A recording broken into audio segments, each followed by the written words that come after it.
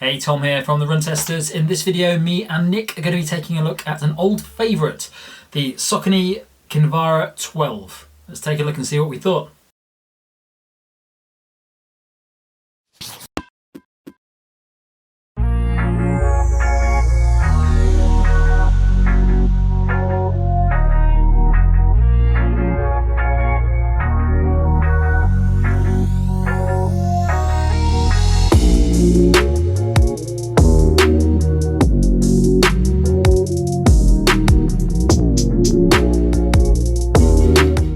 First of all, let's take a look at those stats. It's going to cost you £120 or $110. It weighed in for me at 219 grams in a size 8.5, which is 7.7 ounces. For women, it's 184 grams or 6.5 ounces, and there's a 4mm drop. So the Saucony Kinvara 12, as you can imagine from the name, is a shoe that's been around for a while, and it's kind of been Saucony's stalwart running fast shoe for quite a long time. I actually got my half marathon PB in the Kinvara 11 last year, and so it's a pretty fast shoe. It doesn't have a lot of tech in it. It's a legacy shoe. It's been around for quite a long time, and it hasn't really changed a lot in terms of the technology that's been added to the shoe over that time. It's quite a kind of traditional shoe in that sense. The midsole uses Saucony's Power Run midsole cushioning, which is kind of a nice balance of cushioning and a bit of responsiveness as well, which is good for those faster runs. The 12 has an updated upper design, which is really quite thin. It's not a lot to it, especially if you compare it to the Kinvara 11. It just feels a lot leaner and a lot lighter than what you're getting with that shoe. In fact, the whole shoe seems a lot lighter, from the midsole to the cushioning that sits around the collar here. So it's a much more stripped down shoe to if you ran in the Kinvara before. There's the addition of a very minimal heel pull here, which is just like an extended little bit of rubber to help pull the shoe on. There's also this sort of flared midsole section here at the end, and we've seen a lot of running shoes over the past year do stuff with this heel section, so I'm not entirely sure what that does, but it's a change to the shoe since the 11. Like the previous model, there's also very little rubber on the outsole here, so you've just got a couple of little dots of rubber on the top of the shoe and the bottom here. So for me, the fit of the Kinvara 12 was true to size. I actually thought it was going to come up quite narrow, but that wasn't the case. And it's quite long at the front, plenty of room in the toe box, and a good amount of width on the sides. It's the same size I've worn in the past two editions of the Kinvara, so yeah, true to size. The fit for me was fine. I did find that the 12 feels a little bit looser. I think this upper material is just a little bit lighter and a little bit, it just feels like there's a bit more give in it than there was in the Kinvara 11. But yeah, fit was true to size for me. I wouldn't go up or down size. I find the Kinvara series quite difficult to classify these days because there's so many shoes around at the moment that do similar things that the Kinvara it's quite a difficult one to really pin down. It's a shoe designed for speed, and Saucony talk about it being a sort of daily faster training shoe or race shoe, but I think for me it's a shoe that really is best suited to faster training runs. It's quite a hard shoe, so it's not nice for longer distances. I wouldn't use this for slower training runs. I wouldn't use this for up to half marathon distance. I just don't think it would be very comfortable unless I was racing. When I raced in the Kinvara 11, I quite enjoyed that shoe for that distance at pace. But yeah, I definitely wouldn't use this for slower training runs. It does feel like a light shoe.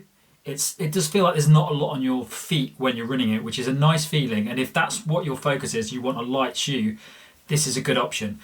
There's not a lot else to it other than it being a light shoe with a fairly hard responsive midsole to it. There's no major tech in this shoe. It's not bouncy. It's not.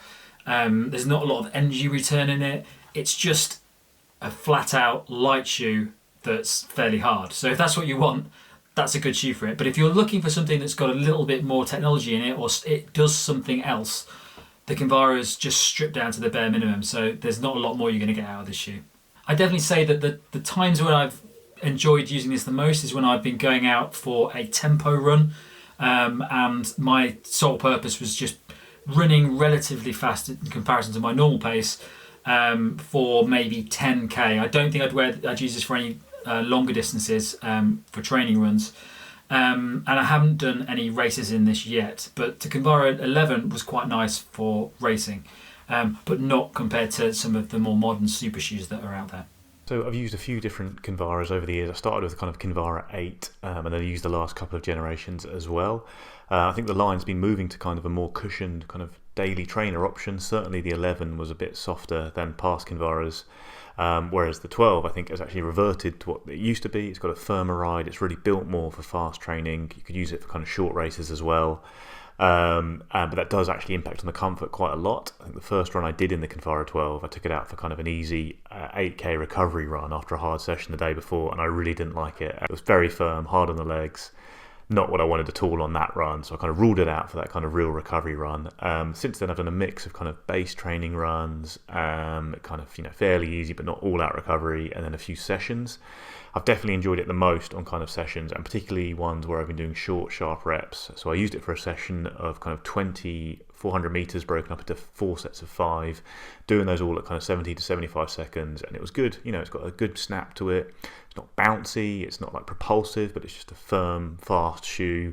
And then I did another session doing kind of 60 seconds on, 60 seconds off, so kind of top end speed stuff, faster than 5k pace. And again, yeah, it is good at pace. It does have enough speed in it, but yeah, it's certainly not a comfortable shoe. I don't view it at all as an all-rounder. I don't think, like, you can do your base runs in it, but if you're doing kind of long, kind of fairly easy runs, I just don't think it's a very good shoe for that. It's got a kind of nice natural feel to it. There's no kind of tech in here, there's no rockers, there's no plates, there's no like really fancy super foams even. It's just a kind of natural shoe, low drop, firm ride. If that's kind of what you're after, it's quite good, but I do think it limits it a bit in terms of what it can be used for. I certainly wouldn't feel comfortable racking up all my runs in it. Even kind of long hard sessions, if you're doing marathon training, I think it wouldn't be a great shoe for that, just because it doesn't protect the legs that much. So I actually kind of think the Kinvara 12 has kind of made me realise how spoilt we are with shoes these days. In that, in the past, I really liked the early Kinvaras. I used it for a lot of training, but actually these days, I'd much rather use something that does have all this kind of new tech in it. One of these super foams that are kind of soft and bouncy, but they're still really quick and they're comfortable and they're still very lightweight. Or even like a plate, a nylon plate, something like that for training. And this just kind of, really a fairly natural feeling shoe, pretty standard stuff. The foam feels like a pretty normal EVA compound from back in the day. It's lightweight, it's fast but firm.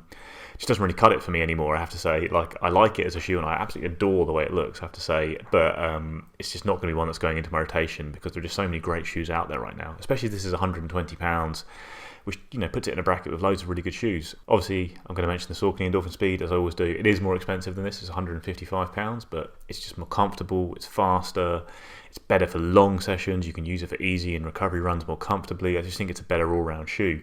Even around this price, there's the Hoka Mach 4, which I think, again, is a softer feeling shoe. It feels like much more comfortable on easy runs, but it still has the pace in it that I think means you could use it for the same sessions as this shoe.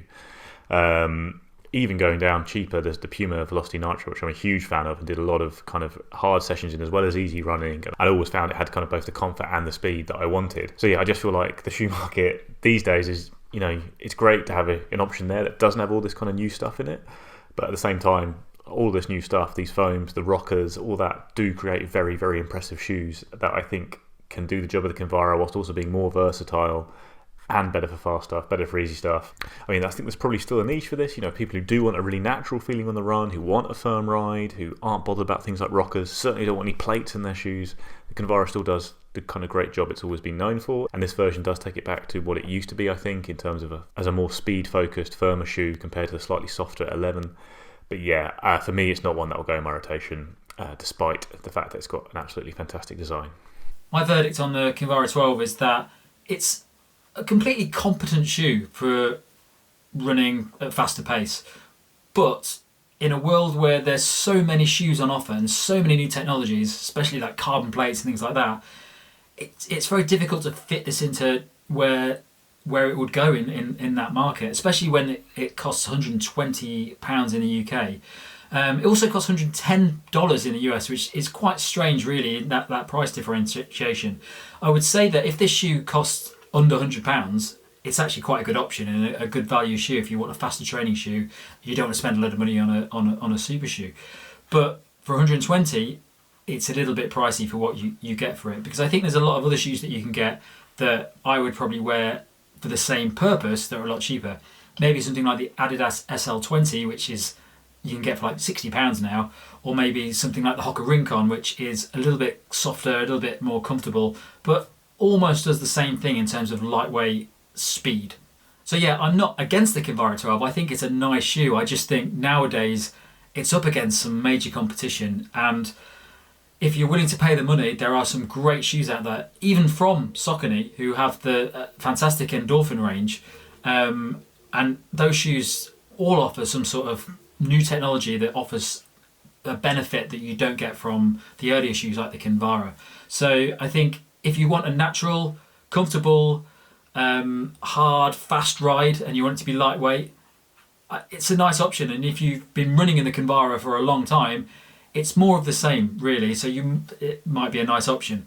If you're looking for anything to make you go faster in a more comfortable, energy efficient way, I think there are better options out there. So that's it from us. Thanks a lot for watching our review of the Saucony Kinvara 12. Don't forget to like and subscribe and click that little bell icon, and check out the channel for all the other videos we've got on trail shoes, road shoes, watches and headphones. Thanks a lot for watching. We'll see you soon.